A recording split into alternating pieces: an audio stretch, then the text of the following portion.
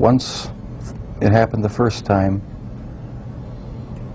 it just seemed like it had control of my life from there on in.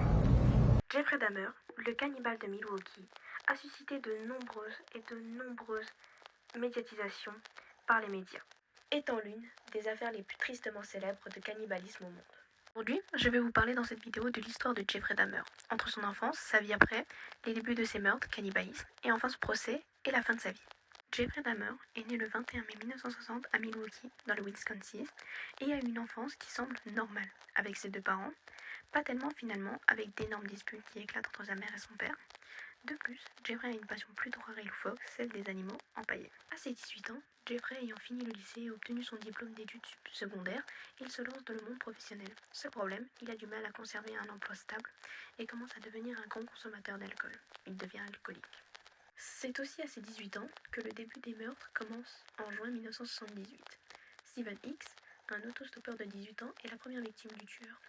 Ramené par Jeffrey Dahmer dans le domicile du tueur pour être ensuite assommé, étranglé, puis dissous dans de l'acide. Au total, en 13 ans, de 1978 à 1991, 17 victimes ont été tuées par le tueur. Majoritairement des hommes noirs, car à cette époque, les disparitions d'hommes de couleur n'étaient pas aussi médiatisées ou prises en compte que les disparitions d'hommes blancs.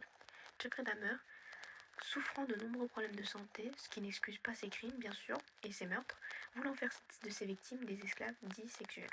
C'est en 1991 que Jeffrey Dahmer est arrêté après que la 18e victime, Tracy Edwards, ayant survécu, s'enfuit de l'appartement du tueur pour appeler la police. La police procède à une fouille et trouve des restes de cadavres plongés dans une bassine d'acide. Ils arrêtent immédiatement Jeffrey.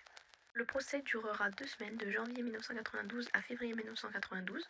La défense de Dahmer a plaidé la folie, mais le jury refuse cet argument et reconnaît Jeffrey Dahmer de 15 chefs d'accusation et sera condamné à 15 peines de prison, ce qui équivaut à 957 ans de prison.